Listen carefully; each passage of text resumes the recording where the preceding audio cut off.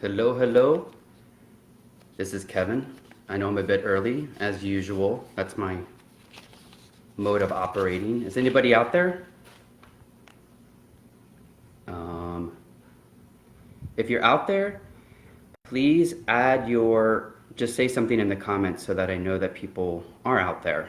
I'm going to give it a little bit more time.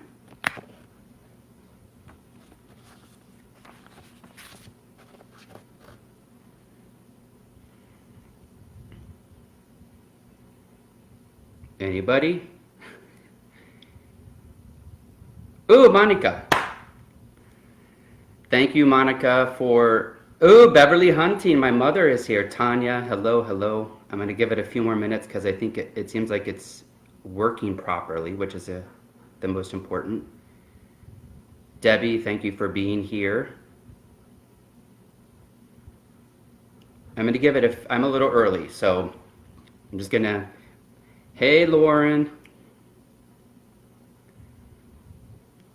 A few more minutes for people to start coming in. Hey, Denise, how are you? So glad you could be here. Oh my gosh. So awesome that so many people are joining. This is amazing. So I'll just give it a few more minutes before I get started. Hopefully everyone's having an amazing Thursday.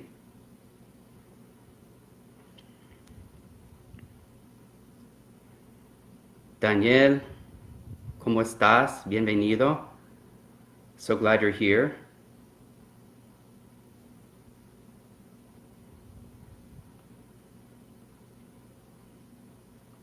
All right, by 12:01 I'm going to start because I'm always pretty good about keeping to the time that I've agreed to, and so I expect that from others. So we'll wait just a little bit longer.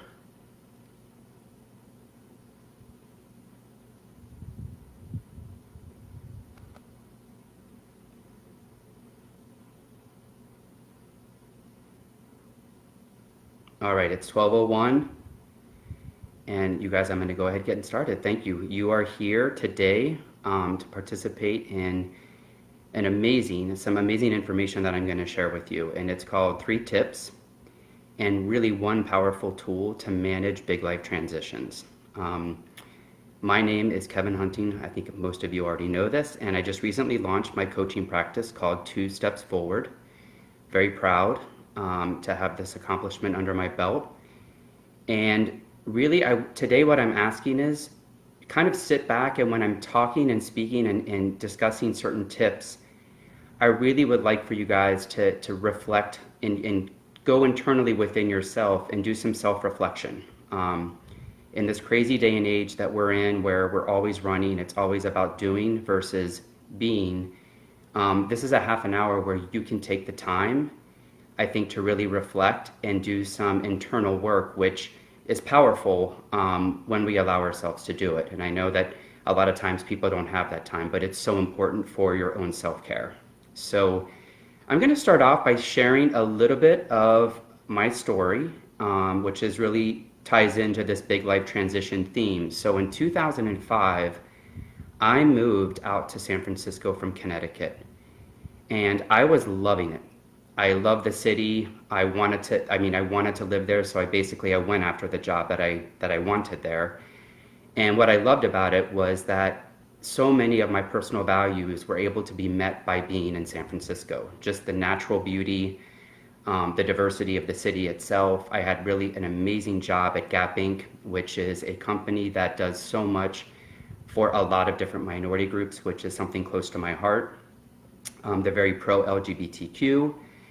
And I really was in my groove. I was really enjoying all the city had to offer. I had a great support system and some amazing friends. And then what happens? Love comes into my life. I meet this man. He's a diplomat. And, when people say diplomat, sometimes if you're not really close to anyone who is a part of the Foreign Service, the idea of it sounds super sexy. You're like, oh, he's a diplomat. You're thinking champagne dinners. You're thinking, being invited over to, not royalty, but like heads of states' homes to converse and really build relationships, bilateral, multilateral relationships. But I'll tell you, the truth of the matter that not a lot of people talk about is it is not an easy path to choose. And so basically, fell in love, and after 5 years of being in San Francisco, Jonathan received a transfer. And again, theoretically, I was like, oh yeah, okay, it's a transfer, not a big deal. But when you start to really think about what that means for you on a very personal level, this huge big life transition, it kind of stopped me in my tracks because I was like, am I going to give up everything that I have built for myself and leave this to really the unknown, go and leave everything that I have had and go to this unknown city where I don't have family, I don't have friends, I had no career or job really waiting for me. And you know what the hardest part really came down to was learning to trust myself. The decision was really just about me trusting myself and trusting the relationship that we had built. And so I was literally putting all of my trust in our relationship and that it was going to somehow survive, which was something that in big life transitions you may be faced with. Is sometimes you think about, wow, what about my partner or spouse? What's the impact going to have on their life? And what's that going to translate into in terms of our relationship with one another? So needless to say, that big life transition kind of sets the stage because it really brought up a lot of emotions for me, and I think it does for most people. So the idea here is that normally when we are faced with starting something new, going to a new job, moving to a new city, perhaps moving to a new country, getting married, ending a relationship, these are all big life transitions. Even the current state that we're living in through COVID-19, this is a huge transition for us. And so a lot of times we are faced with our own self-doubts and the beliefs that we have. And what those self-doubts and beliefs sometimes can translate into is they prohibit us from really embracing the unknown and coming from it from more of a place of not positivity, but possibility versus us coming from a place of more fear, worry, etc. And so the question I put out there is, how can we begin to cultivate thoughts that really enable us to embrace these big life changes? And so that leads me to tip number one. Tip number one is about creating awareness. And creating awareness is probably the most challenging of the tips that I'm going to share with you of the three. And the reason being is that most of us just go through life really without spending any real time uncovering the root of our thoughts, which translates into our feelings and actions.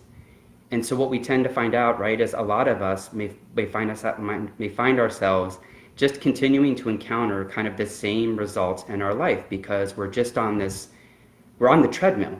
We just keep going and we never really take the time to stop and analyze and get kind of the why behind what we think and believe versus just kind of accepting it at face value.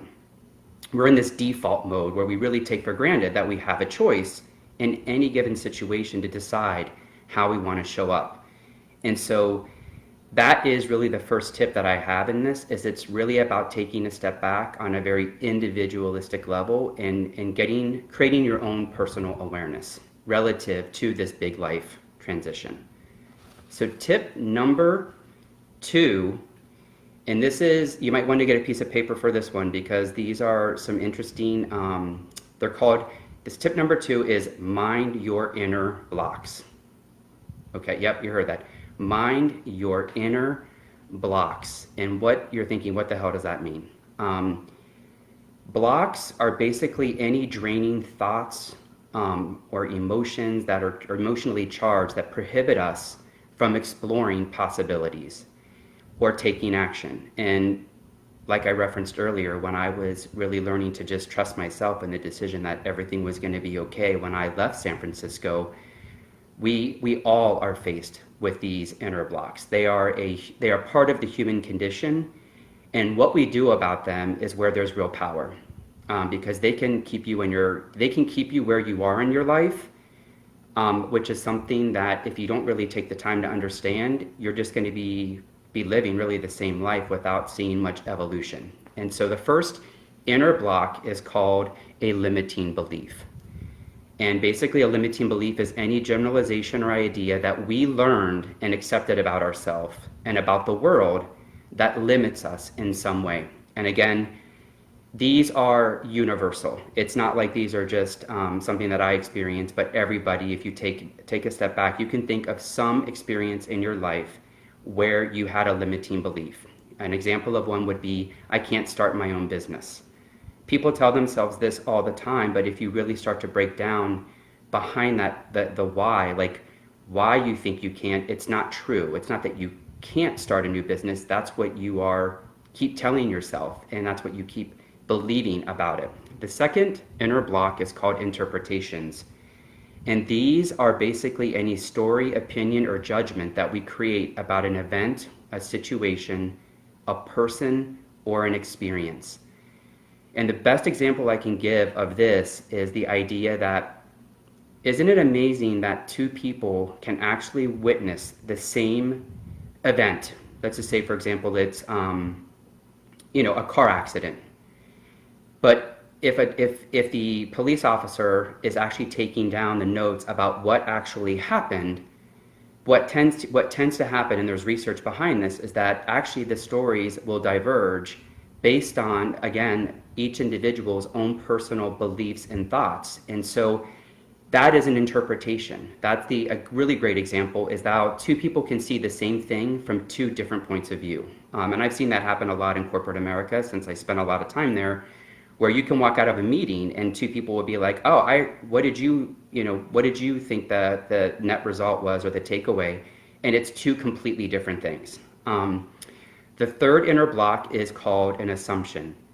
And assumptions are really big because we all have assumptions. Basically, an assumption is anything that has happened to us in terms of a prior experience in our life that we believe to be true if we were to do it again. And another really great example of this is falling in love or in a relationship. If you are in a long-term relationship with someone for 2 or 3 years and it ends, right? Your heart's broken, you have an assumption and you start believing that I can never have another long-term relationship because your heart was broken. It's not, again, that you can't have a long-term relationship. You're making the choice in choosing to believe a story that there's no real truth to. It's just going to keep you from actually experiencing love in your life. So the whole idea here is to begin to understand which of these actually are showing up under some condition in your own life. And more importantly, to have the courage to acknowledge them.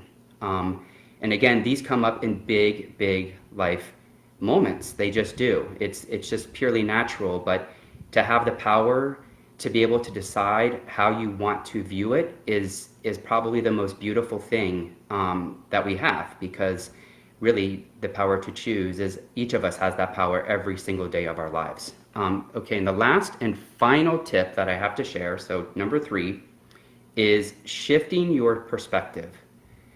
So now that we've outlined this idea of creating the awareness, doing some work around understanding what may be blocking us, those inner blocks, this is about challenging those inner blocks. And the best way to do this is simply by asking yourself questions. And those questions can range from, where did I learn that about myself?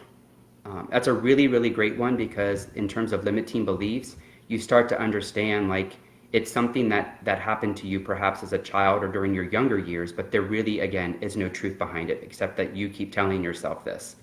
Another great question is, what evidence do I have to support my belief?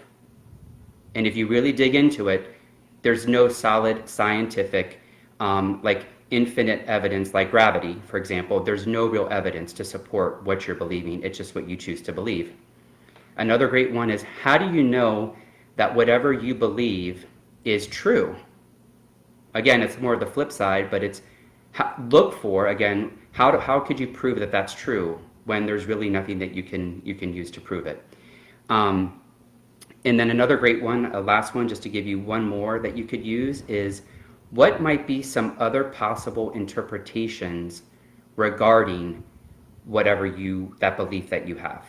And so these are just really, really powerful ways to start to turn around the way that your beliefs are influencing your thoughts, and also the emotions that can go along with that, because it's all interrelated. And so now, This brings me to the most exciting part of this presentation, or this, Facebook Live, which is I'm going to be sharing a powerful tool that you can use whenever you find yourself up against something that is really holding you back, and it's keeping you in your place, and it's not allowing you to go after it is what you want and deserve in your life. And so this tool is called the 3-step process. And basically the tool itself will help provide motivation to tap into more positive beliefs that are based on some past strength that you have already exhibited in life. We tend to forget a lot of times all of the major challenges that we've overcome in each of our own lives. And there's real power in reflecting even on those moments and getting deeper about what made it a success for you to get over that challenge or to work through the challenge that was put before you. And again, these all go back to this big life transition. So here's how it works.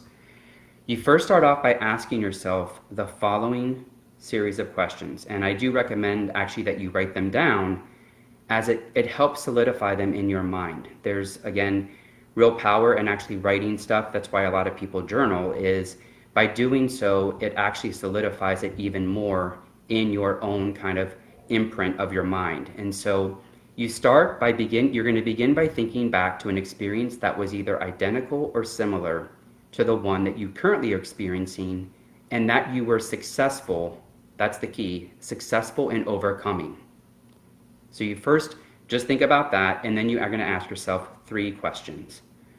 What worked well in that experience? Why did it work well? And then what specifically about you and your personality made it work? So the idea here is once you start answering those questions, you identify and really discover that how you can use your strength or those resources that you did use historically to overcome a challenge to achieve whatever the current goal or challenge you may be having. And I don't want to diminish this. If you're willing to do the work and you're willing to spend the time, these tools really can be very powerful because they shift you from more of kind of draining energy, which is low levels of energy, to higher levels of energy where there's more possibility, there's more room for creation. And so that basically sums it up. But in closing, I really want to stress too that we also, I think in our culture, in American culture, in a lot of Western civilizations, we really sometimes think that we have to solve our own problems. I came from my background too, where I'm always, looking on the web when I need something, or looking to find the answer to my own situation and solve my problem without bothering a friend or maybe relying on a professional. But the key here is that you don't have to go it alone, and really you shouldn't. I wish I knew now, like what I know now, I wish I knew even 4 or 5 years ago in terms of the power of coaching. And I've witnessed it. I've witnessed how powerful the transformation can be. I'm currently working with a woman in Connecticut who works at Nestle, who is really looking to move on out of her current job because of the work environment. It doesn't align really with her personal values. And I can't tell you how powerful it has been for her to be able to build her own self-awareness and start understanding how she's showing up every single day in her career, her professional work environment, and how that is shifting her in huge ways. It seems like she just shared with me that now it seems like the place that she wants to leave, they're actually thinking about perhaps promoting her, like giving her a bigger role. And I'm like, well, this is actually flies against the original goal for us having us having a coaching relationship, is that you wanted to leave this place. But all in all, she's been so satisfied with the results that she's been seeing. And so I really, really, really want to stress that you don't have to go it alone. That's why I'm here. That's why I'm trained. The program that I went through is very comprehensive. And so if you or anyone that you know or close to that could benefit from my services, by all means, please reach out to me or have them reach out to me. And you can do that through Messenger, like Facebook, or just email me directly at info@2sfcoaching.com. info@sfcoaching.com, and it's the number 2. It's not TW0, it's info at the number 2 sfcoaching.com. And I really want to say thank you so much, and I appreciate your time. Also, it would be great in the comment section right now if you can comment about maybe something that you learned about yourself during this time period. I know that may be a bit much for some people, or what aspect of what I shared with you really resonated with you. And that's it. So I really appreciate your time, and I hope you all have a great day.